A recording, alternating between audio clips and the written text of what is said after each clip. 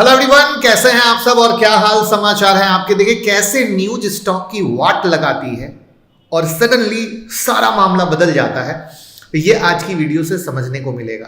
हम बात कर रहे हैं माइनिंग सेक्टर के स्टॉक के बारे में, जहां पे बम्पर बैड न्यूज है और भैया लोग डरे हुए हैं कि अब क्या होने वाला है। और माइनिंग के स्टॉक टाटा स्टील, वेदांता, नेल्को जैसे कई सारे शेयर में आप लोगों ने क्या हुआ, गिरावट देखी। और वजह सुप्रीम कोर्ट का फैसला। तो जानेंगे। यहां पर दो चीजें बड़ी इंपॉर्टेंट है। जब आप माइनिंग सेक्टर के स्टॉक में घुसोगे तो प्राइवेट वाली कंपनियां भी दिखेंगी और सरकारी वाली कंपनियां भी दिखेंगी। और वहां पर इस रिपोर्ट को लेकर थोड़ा सा कॉन्फ्लिक्ट भी है, उसको भी हम कवर करेंगे। तो क्या है न्यूज, इसको जानेंगे। किस पर कैसे इंपैक्ट पड़ेगा उसको जानेंगे। और लास्ट में ये प्राइवेट और सरकारी का मामला भी क्लियर करना जरूरी है, उसको भी जानेंगे। तो पहली बार आए हैं तो चैनल को सब्सक्राइब कर लीजिए, बेल आइकॉन हिट कर लीजिए और शुरू करते हैं। और साथ में भैया इंडिपेंडेंस डे का मेगा ऑफर, सिस्टर्स के लिए स्पेशल डिस्काउंट क्योंकि राखी भी है, by one get one another service free और अनलिमिटेड ऑफर है। तो कॉल कीजिए 9708094321 पर। और सुप्रीम कोर्ट का एक बड़ा फैसला आया है, माइनिंग कंपनियों को 2005 से बकाया टैक्स देना होगा। अब 2005 से टैक्स की कहानी क्या है तो आपको बता दूं कि ये जो केस है पिछले 25 साल से चल रहा है कि स्टेट गवर्नमेंट माइनिंग कंपनी से टैक्स वसूल सकती है या नहीं वसूल सकती है।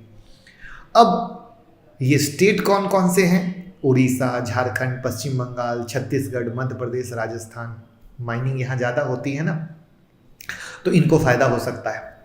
तो अब 25 साल के बाद फाइनली सुप्रीम कोर्ट इस नतीजे पर पहुंचा है कि अप्रैल 2005 से जितना भी टैक्स बना उसको नेक्स्ट 12 साल में इंस्टॉलमेंट में वसूल सकते हैं माइनिंग कंपनियों से।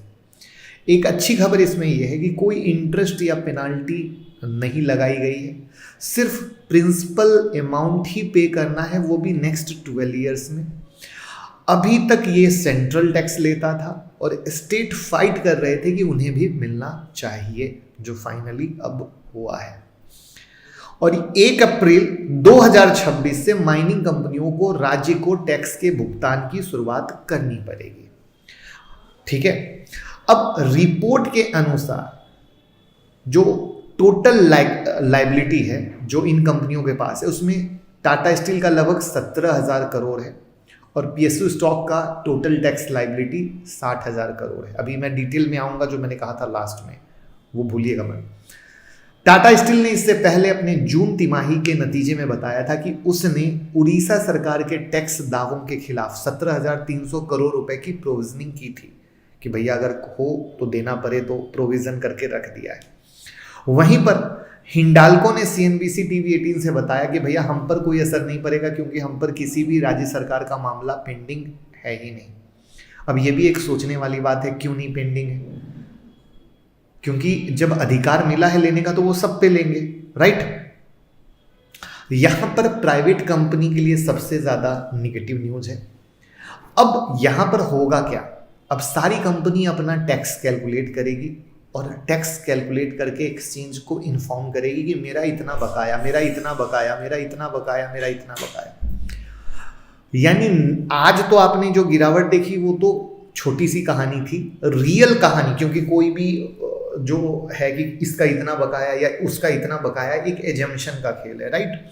जो एक्सपर्ट होते हैं मार्केट के वो एक आइडिया पे बता रहे हैं, बट रियल कहानी तो आएगी जब एक्सचेंज पे अपडेट होगा कि किसका कितना बकाया, राइट। और तब उसके आधार पर जिसका जितना बकाया, उस कंपनी की जैसी फाइनेंशियल कंडीशन, उस फाइनेंशियल कंडीशन में इंपैक्ट आएगा, क्योंकि कंपनी के घर से ही तो पैसा जाने वाला है, प्रॉफिट से जाने वाला है, रिजर्व से जाने वाला है, आगे कंपनी के प्रॉफिट पे इंपैक्ट आने वाला है। तो यानी ये जो प्रभाव है सिर्फ शॉर्ट टर्म नहीं है, लॉन्ग टर्म भी होने वाले हैं। तो ये पूरी पिक्चर आगे आने वाले क्वार्टर में आपको दिखने वाली है। यहां पर अगर हम पीएसयू की बात करें तो मोटा मोटा again as per the assumption जो मीडिया रिपोर्ट है 70,000 से 80,000 करोड़ की है, जिसमें इंक्लूड होता है इंटरेस्ट और पेनाल्टी, ठीक है। निगेटिव में अगर आप आओ तो Coal India, Hindustan Zinc, NMDC, Hindustan Copper, MOIL, Nalco, NMDC SAIL आ गया, क्योंकि सरकारी कंपनी है। अब यहाँ पर एक अगेन जो मीडिया में रिपोर्ट है जो अभी क्लियर नहीं है, कोई मीडिया रिपोर्ट कहती है प्राइवेट के लिए ज़्यादा निगेटिव है, कोई कहती है नहीं प्राइवेट और सरकारी दोनों के लिए है। तो जैसा कि मैंने बताया कि सारा खेल और सारा पिक्चर एक्सचेंज अपडेट में क्लियर होगा। वहीं पर प्राइवेट प्लेयर से जो डिमांड है वो 1 लाख करोड़ से ऊपर की मानी जा रही है, 1 लाख करोड़ से, जिसमें टाटा स्टील का प्रोविजनिंग 17,000 के करीब का, 17,000 करोड़ के करीब का मैंने बता दिया। तो प्राइवेट में निगेटिव हो गए Vedanta, Hindalco, right, JSW steel, Tata steel, cement कंपनियां, राइट। तो ये सब कंपनियों के इनकम पर इफेक्ट आएगा, टैक्स लायबिलिटी बढ़ गई, प्रॉफिट पे असर दिखेगा। तो आगे आने वाले क्वार्टर क्वेश्चन मार्क होने वाले हैं। तो शॉर्ट टर्म लॉन्ग टर्म दोनों बनेगा, स्पेशली टिल क्वार्टर रिजल्ट क्या कैसे जा रहा है और किस तरीके से जा रहा है। बट ओवरऑल देखिए धंधा धंधा है, धंधा कोई बंद नहीं करेगा, ठीक है। और माइनिंग का धंधा बड़ा ही मस्त धंधा है। तो यहाँ पर आपको क्या मौका मिलेगा कि इन सब जितने छुट भैया कहानी है जो कि इम्पैक्ट जैसे भी डाले, जिस तरीके से डाले, तो जैसे जैसे जो कंपनी इन सब को फाइट करके बाहर निकलेगी, इन सब को अच्छे तरीके से फेस करके बाहर निकलेगी, वो कंपनी फिर फाइनेंशियली अच्छी मजबूत होते हुए बनेगी। और इन सब के चक्कर में क्या होगा, पैनिक में वो स्टॉक गिर जाएगा।